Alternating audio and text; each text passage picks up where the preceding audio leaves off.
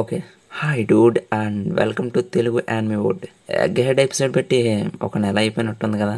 నేను చాలా రోజులు గ్యాప్ తీసుకున్న తర్వాత రీసెంట్గానే చూసాను ఎపిసోడ్. ఆ క్వాలిటీ కానీ ఆ విజువల్స్ కానీ పిచ్చెక్కించేసాయి.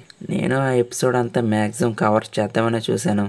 ఎలా ఉందో కామెంట్ చేయండి. అండ్ కొత్తగా మన ఛానల్ ఎవరైనా విజిట్ చేసింటే కొంచెం సబ్స్క్రైబ్ చేసుకుని ఆ పక్కన ఉన్న బెల్ ఐకాన్ ఆన్లో పెట్టుకోండి. ఇక లేట్ చేయకుండా ఎపిసోడ్ని స్టార్ట్ చేసేద్దాం. Thank you your love and support.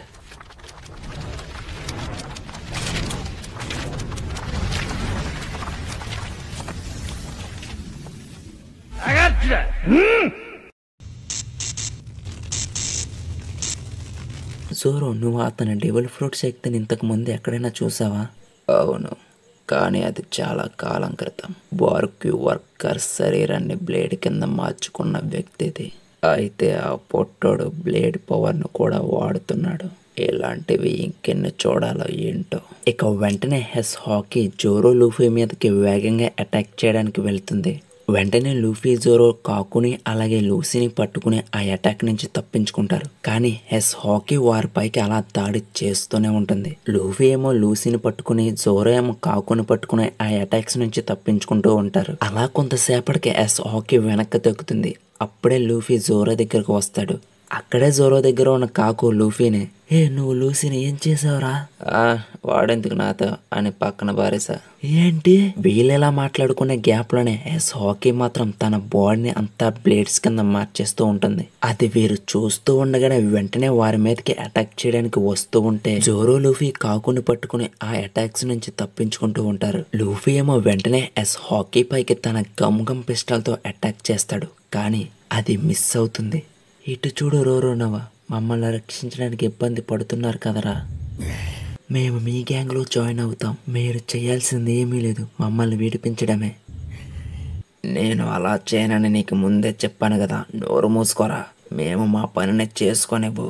అట్టా అంటావేంట్రా? మీ ఇద్దరిని చూస్తుంటే నిజమైన ఫ్రెండ్స్లా ఉన్నారు. లేదు, అది నిజం కాదు. అదే టైంలో అక్కడికి సాక వచ్చి, CB0, నేను మిమ్మల్ని ఒకటి అడగచ్చా? మీ మిషన్ ఏమిటి? 7 బ్యాకప్ బంక్స్ని టోటల్గా లేపేయాలి. లూసీ, ఏం మాట్లాడుతున్నావు నువ్వు? అది అతని ముఖం పైన చెప్తున్నావు.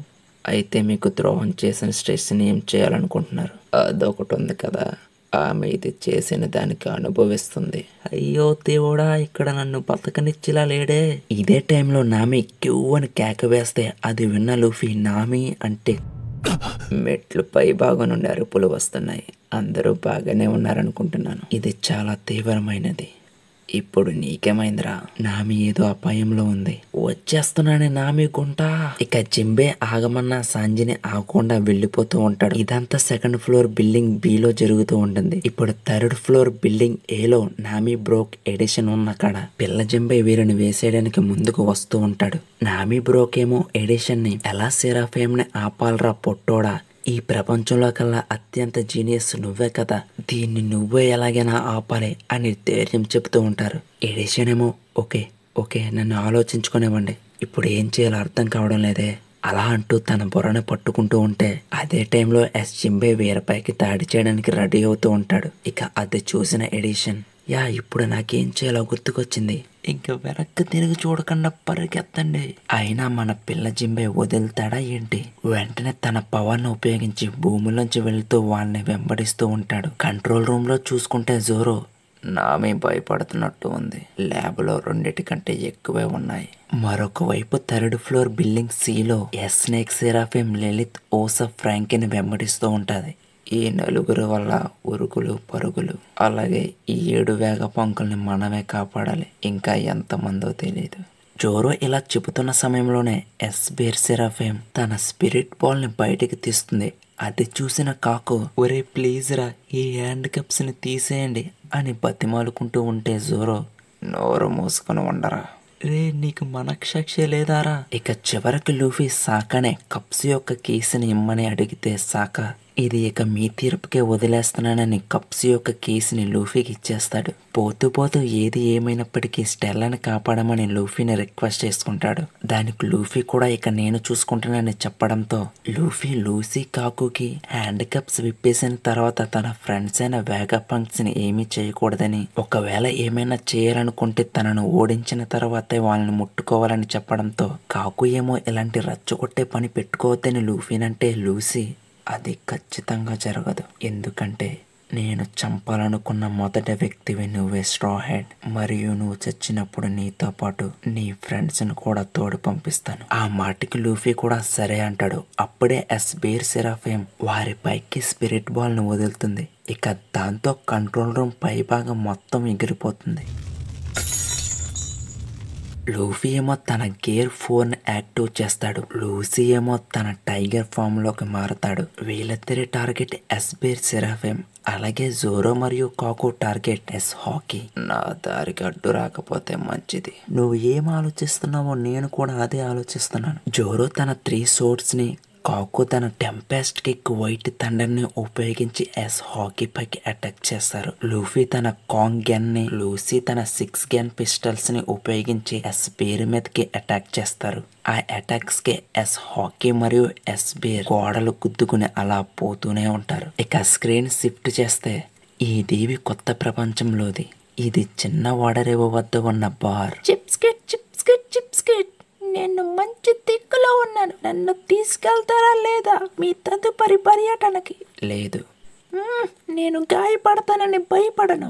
ఓ అలాగా, కానీ నిన్ను తీసుకువెళ్ళకపోవడానికి నా దగ్గర చాలా రీజన్స్ ఉన్నాయి. కానీ నేను మీతో సాహసయాత్ర చేయాలనుకుంటున్నాను. ఈ ద్వీపంలోనే అందరికంటే ఎక్కువ ధైర్యం నాకే ఉన్నది. విసిగించక బుల్లి, నేను నీలాంటి చురుకైన ఆకతాయిని ఎప్పటికీ తీసుకోను.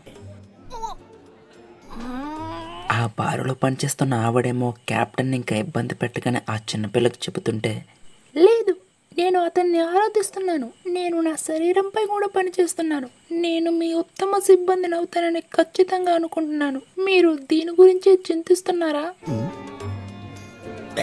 నేను మిమ్మల్ని ఇంకెలా ఒప్పించాలి? చిన్న పిల్లల్ని ఎక్కువ ఆట పట్టించకండి బాస్.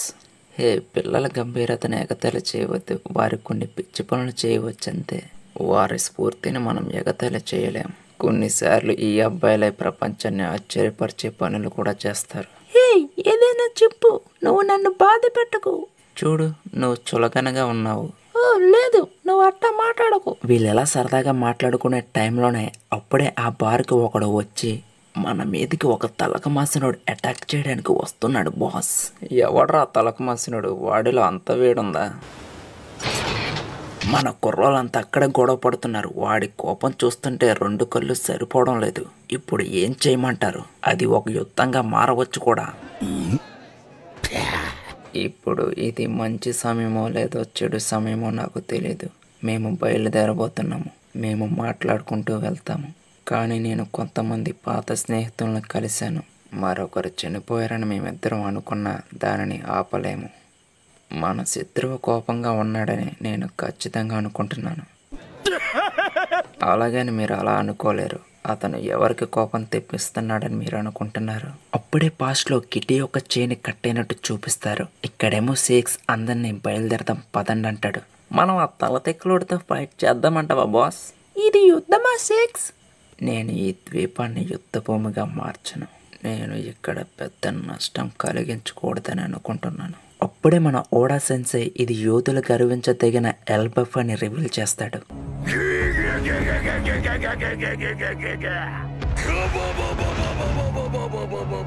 మీరు మాకు సహాయం చేయగలరా డోరీ, బ్రోగి?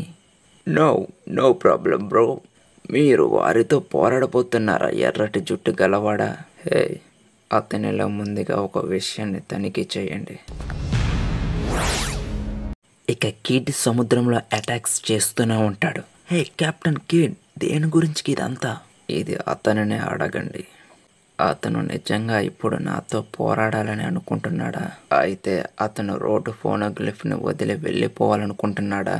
దీనిలో ఒక్కదానిని మాత్రమే ఎంచుకోమని చెప్పు. ఇక సముద్రంలో చూసుకుంటే ఒకరిపై ఒకరు యుద్ధం చేసుకుంటూనే ఉంటారు.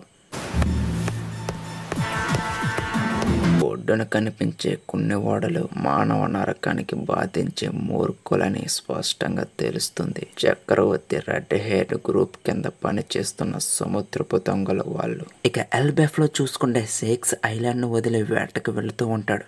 ఇక్కడ కిడ్డి దగ్గర కిల్లర్, ఇంతకు ముందు మీరు మీ యొక్క చేయిని కోల్పోయారు గుర్తుందా? మళ్ళీ పోయి వాడితోటే గొడవ పెట్టుకుంటున్నావు. ఈసారి ఇది కేవలం చేయి కంటే ఎక్కువగానే పోవచ్చు. బహుశా వారు మీ ప్రాణాలను కూడా తీసేయచ్చు.